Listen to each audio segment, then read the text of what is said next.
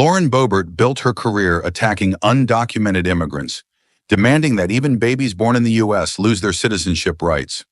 But when Jasmine Crockett took the mic at a live congressional hearing, she revealed a twist no one saw coming. Boebert's own father may have entered the country under false papers. What started as political grandstanding became a personal reckoning as Crockett pulled back the curtain on the hypocrisy at the heart of Boebert's crusade. With the cameras rolling and both women standing under oath, the question wasn't just who deserves to stay, but who's been hiding the truth all along. What do you do when the very wall you build turns out to be wrapped around your own family? Stay with us. This is a story worth every second of your time. The marble floors of the Rayburn House office building echoed under the sharp heels of Lauren Boebert as she strutted into the chamber like a storm in pearls. Every camera swiveled toward her, but she didn't flinch. She carried a thick black binder stamped with the word patriotism in bold white type, a theatrical prop more than a document. The room was tense, packed with journalists, activists, and lawmakers. The kind of crowd where one sentence could make or break a career. At the head of the table sat Congresswoman Jasmine Crockett, still and unreadable, her pen moving slowly across the margin of a legal pad.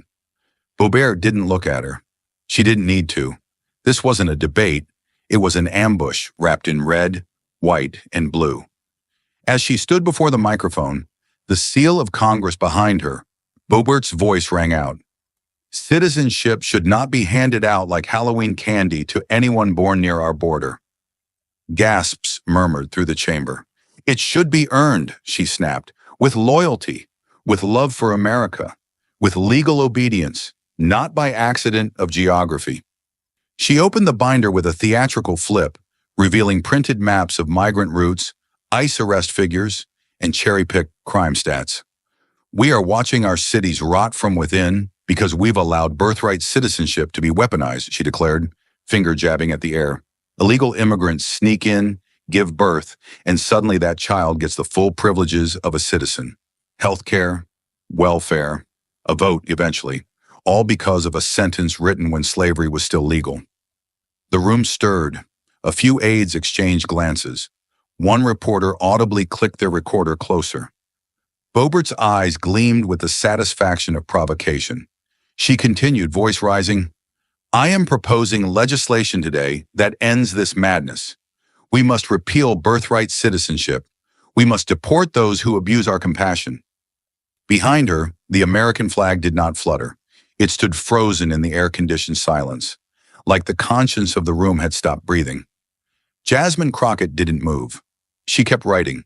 The lens of a C-SPAN camera zoomed in slowly, capturing her expressionless face as Boebert's words sank into the wood grain of the hearing room like acid.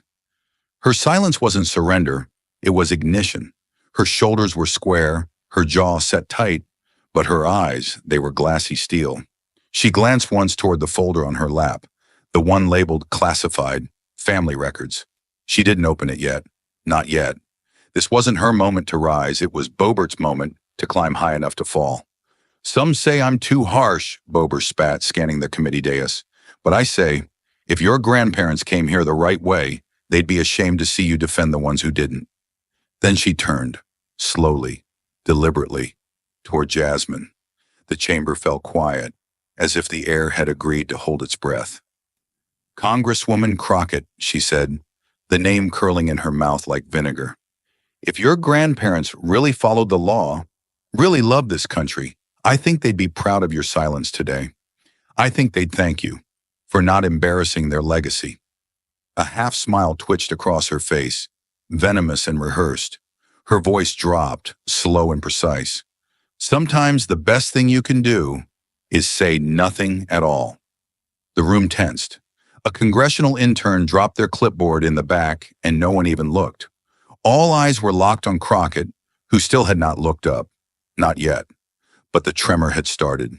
Not in her hands, in the air, in the walls, in the silence before history answers back. The room was heavy with silence. Not the quiet kind, but the kind that presses on your chest. Like the air is waiting for something to explode. Lauren Boebert had just finished her speech and sat down with a smirk, thinking she'd won. All eyes turned to Jasmine Crockett. She hadn't moved. Her fingers touched the edge of a red folder, but she didn't open it yet. Her face was calm, but her eyes were locked on Boebert, cold and sharp. Slowly, Jasmine stood up. She didn't rush. She didn't need to. Everyone in the room could feel it. The moment had shifted. It was no longer Boebert's. It was Jasmine's. Even the cameras seemed to know it. She began to speak. Her voice was soft, but every word hit hard. "I am an American," Jasmine said, walking to the center of the room. "Born right here, and I will not stay silent while someone tramples my heritage to justify stripping rights from others." She pressed a button on the screen behind her. A tweet appeared. One Boebert wrote in 2021, "If you break into someone's home, you don't get to raise your kids there." Jasmine didn't even need to read it aloud. The tweet was loud enough on its own. She turned to the room. "You didn't just ask for border control," she said, looking straight at Boebert. "You asked for the deportation of children, babies, families, just because their names didn't sound like yours." The screen changed again, showing Boebert's old speeches where she called undocumented immigrants waves of subhumans. Jasmine pointed to official memos from ICE, showing raids on shelters for migrant kids, carried out just days after Boebert's speeches. "That wasn't policy," Jasmine said, her voice growing stronger. "That was punishment dressed up as patriotism." Then she showed another image. A little girl, 6 years old, wrapped in a shiny foil blanket, standing alone in a metal cage. Her eyes were empty, like she'd already cried everything out. Her small fingers held the fence, not to escape, but maybe to understand why she was there. "She was taken from her mother for crossing a line on a map," Jasmine said quietly. "But tell me, where's the line between being strong and being cruel?" Jasmine turned and faced Boebert directly. Boebert shifted in her chair, her hand gripping her pen tight. The camera caught it. "You talk about immigrants like they're enemies," Jasmine said. "But every American came from somewhere else. Even you. Even me. So the real question isn't where we were born. It's who we choose to become." Then Jasmine finally opened the red folder marked Exhibit A. She pulled out a page, remarks Boebert made in a private meeting where she pushed to cut funding for asylum hearings. Jasmine didn't wave the page. She held it still, like a judge holding a verdict. "These weren't mistakes," she said. "They were planned. You didn't care who got hurt, as long as the pain stayed on the other side of the fence." Now the room wasn't quiet anymore. It was holding its breath. No one moved. Jasmine took one step forward, looked Boebert straight in the eye, and said the final line. "You want to decide who gets to be human? Fine. But before we talk about others, let's find out who you really are." The final line Jasmine spoke, "Let's find out who you really are," didn't just end a moment. It lit the fuse on something bigger. The room didn't move. No papers shuffled, no coughs. Even the hum of the camera seemed quieter. It was as if the air itself was waiting to see what came next. Jasmine knew what she was about to do. She also knew it would not be welcomed, but she didn't hesitate. She stood taller, eyes clear, and turned to the chair of the committee. "Madam Chair," she said in a calm but serious voice, "under the Freedom of Information Act and Section 552 of U.S. Code Title V, I am formally requesting that the Department of Homeland Security release immigration documents related to Mr. L.B., the recorded father of Congresswoman Lauren Boebert." A low wave of reaction rolled through the chamber. This wasn't just political anymore. It was personal. And yet Jasmine's face didn't waver. "This is not personal," she added, "but if we are writing laws that define the worth of a person by their paperwork, we must examine how deep that principle runs, starting with those who demand it." Then she turned to the display screen beside her and pressed a button. A birth certificate appeared, clear and official, dated December 1986. "This," Jasmine explained, "was the original birth record for Congresswoman Boebert." The name of the child, Lauren Opal Boebert, was there. The father's name was listed too, but partly blocked out for privacy. Then Jasmine pressed another button, and a second version of the certificate appeared. "And this," she said, "was filed in 1994, a reissued version." The room grew colder somehow. This second document showed a different man listed as father, typed in cleaner font, added years later. In the corner was a reissuance stamp, proof the record had been changed. Jasmine asked the question quietly, almost gently. Why the change? Was it clerical? Was it legal? Or was it something we weren't supposed to see? She didn't raise her voice. She didn't need to, because the real impact came not from volume, but from the facts staring everyone in the face. The next piece hit harder. Jasmine presented a federal report pulled from Social Security databases. These were basic records: employment, taxes, citizenship entries. According to the National Registry, Jasmine said slowly, there are no Social Security entries for her dad between 1975 and 1980. No employment, no tax ID, no public record of his presence during the exact years he would have had to be working and living in the United States. The committee room was still. Nobody interrupted. Every member of the press leaned forward. This doesn't prove illegal entry, Jasmine clarified, but it raises the very same questions that Congresswoman Boebert uses to justify deporting families. Questions she demands we ask about others, but never about herself. Suddenly, the silence was broken, not by Jasmine, but by Boebert. She slammed her hand on the table, jaw tight, voice sharp. My father was a U.S. citizen, she snapped. How dare you insult a dead man who cannot defend himself? Her voice trembled, not from weakness, but from fury. Maybe fear. Her hand didn't let go of the microphone in front of her. She looked like she wanted to speak again, but something held her back. Jasmine stood motionless for a beat. Then she turned calmly to face Boebert. Her expression was firm, but not cruel. She spoke slowly, clearly, and with a finality that couldn't be shaken. I'm not insulting him, she said. I'm asking the questions you said were patriotic, the ones you used to tear families apart. And I'm only asking them because truth doesn't need an apology. The words landed with force, but Jasmine didn't need to add anything more. She had said exactly what needed to be said, and the silence that followed wasn't just respect, it was reckoning. And just when everyone thought Jasmine Crockett was finished, when the silence felt final, she took one step forward and said it quietly. There's more. It wasn't loud, but it cracked through the room like lightning. A new kind of tension filled the air, tight, unblinking, waiting. Jasmine opened a slim gray envelope marked confidential, verified. Her hands moved with calm precision, like someone who knew exactly what storm she was about to unleash. This document, she said, was sent anonymously to my office last week by a former USCIS employee. She didn't reveal the name. She didn't need to. The seriousness in her voice was enough. Slowly, she held up a scanned page in a clear protective sleeve. Then the screen behind her lit up, showing the same document to the whole room. A U.S. visa application, dated 1974. The room fell dead silent. Jasmine's voice didn't rise, but her words were knives. This, she said, is a temporary F-1 student visa issued to an individual from Venezuela. She pointed to two things on the scan that couldn't be ignored: a full fingerprint and a signature. We had both verified by an independent federal analyst, Jasmine continued. The fingerprint matches archival employment records from the late 1980s, and the signature also matches previous documents connected to Mr. L.B.-Congresswoman Boebert's recorded father. That wasn't speculation. That was forensic match. Jasmine paused, letting the facts settle like thunder behind a locked door. Then she said the part that hit hardest. But when this exact document was pulled from the official DHS system, the signature was gone. She tapped the screen, bringing up the second version. It was identical, except where the signature had once been, there was a faint smudge, just empty space. Not faded, not damaged, removed. Now the air in the chamber was tight. People didn't breathe. They watched. Jasmine kept going. That missing signature is no accident. It's been chemically erased from the government copy, sometime before 1985.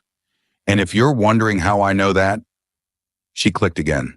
The screen changed, this time showing something stranger.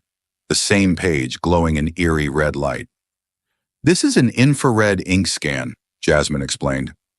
It's a method used to detect altered records, ink that was erased using special chemicals.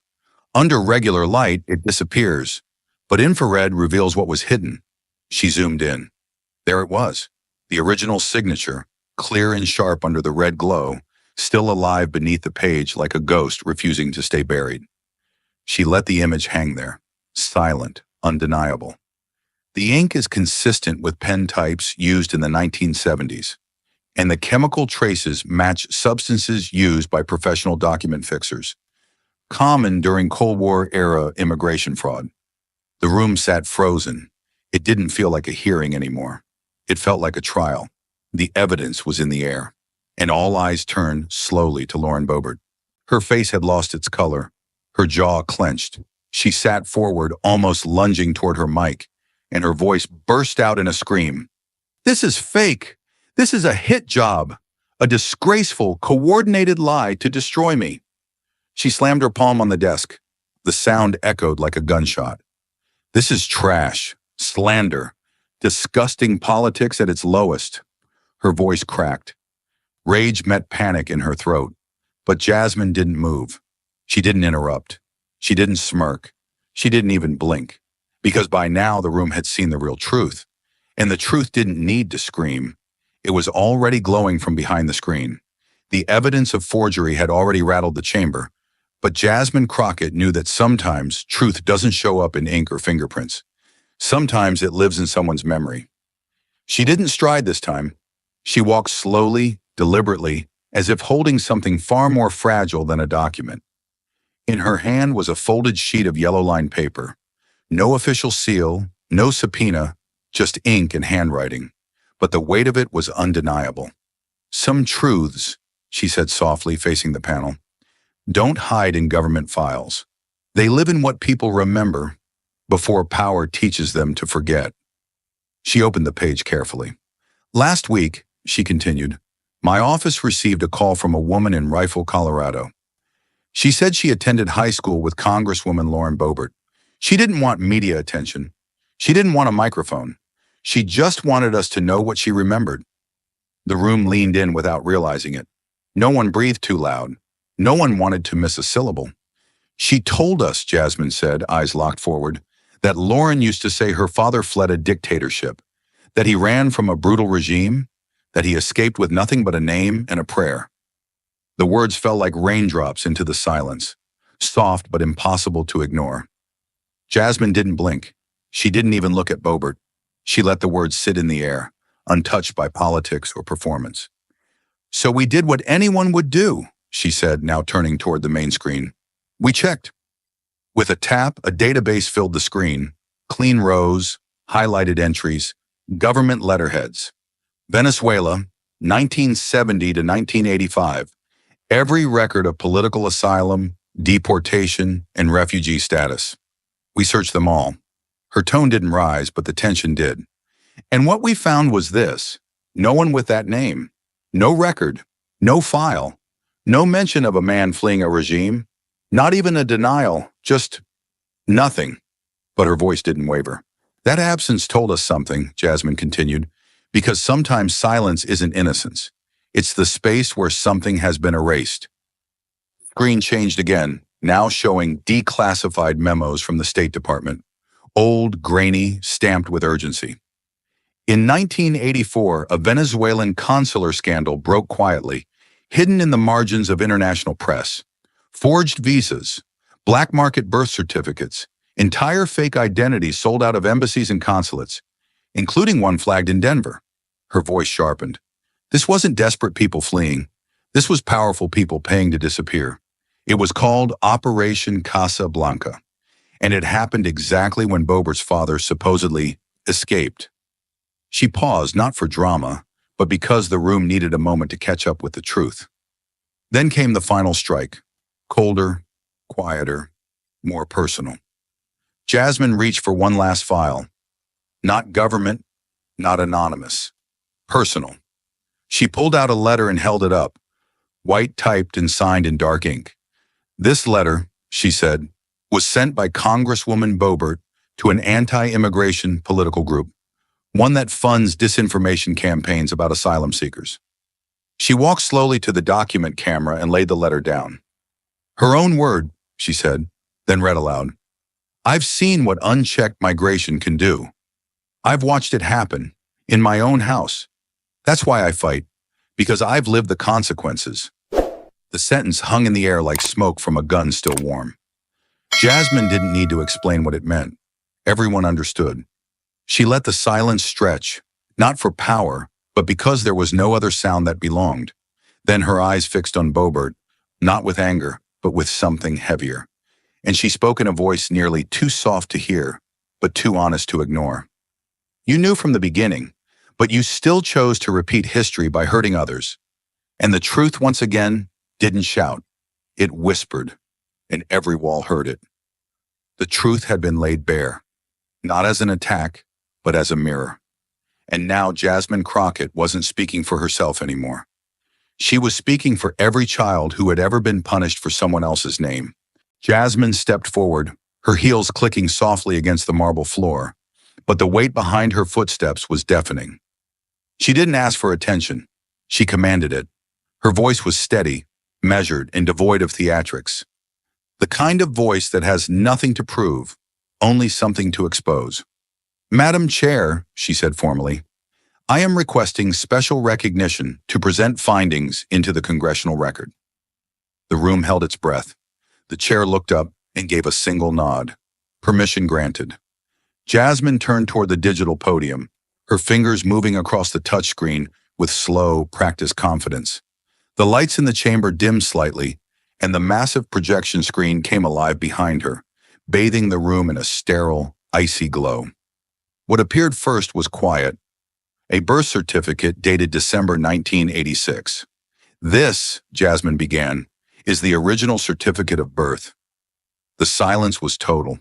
The image stayed on screen for several seconds, letting the names and stamps settle in. Then the second document appeared. A corrected version from 1994. Same child, same mother. But the father's name had changed. Jasmine didn't narrate with flair. She let the facts do their work. "You'll notice," she said, gesturing calmly, "a change of paternal identity. This document was reissued with a new name, 8 years after the child's birth." A third image faded in. A formal deportation letter from 1983, issued by the Department of Justice, concerning a man with the same last name. It wasn't speculation. It was citation. "Deportation order confirmed," Jasmine added. "Destination, Caracas." Finally, a fourth file appeared. This time an asylum request, filed and denied, also bearing the same surname, dated less than a year before the deportation. Rejected. Reason: insufficient evidence of political persecution. She turned back to the room, and for the first time, Jasmine's voice carried a new weight. Something personal. All 4 of these records belong to the same man. Same last name. Same Venezuelan timeline. Same trail of silence. Her words cut clean through the stillness. None of these documents were leaked. They were obtained through proper federal channels. DHS, ICE, the National Archives. This is not hearsay. This is history that someone tried to unwrite. She paused, allowing the glowing screen behind her to do what words no longer needed to. And then, slowly, she turned to Boebert. Boebert stiffened, her hands folded until now separated. She leaned toward her mic, her voice rising with a strange mixture of anger and something closer to fear. "I didn't know all of my father's past," she said quickly, her eyes scanning the room for understanding. "He's gone now. I don't have all the answers, but I will not be blamed for his choices. I will not carry the guilt of a man who cannot defend himself." Her breathing was sharp now, uneven. Her hands trembled slightly just beneath the desk. Then, in a tone that tried to rise above the noise gathering in her own chest, she declared, "I don't carry the sins of my father." Jasmine didn't react right away. She just stood there, arms calmly at her sides, her body motionless while the chamber sat frozen between 2 truths.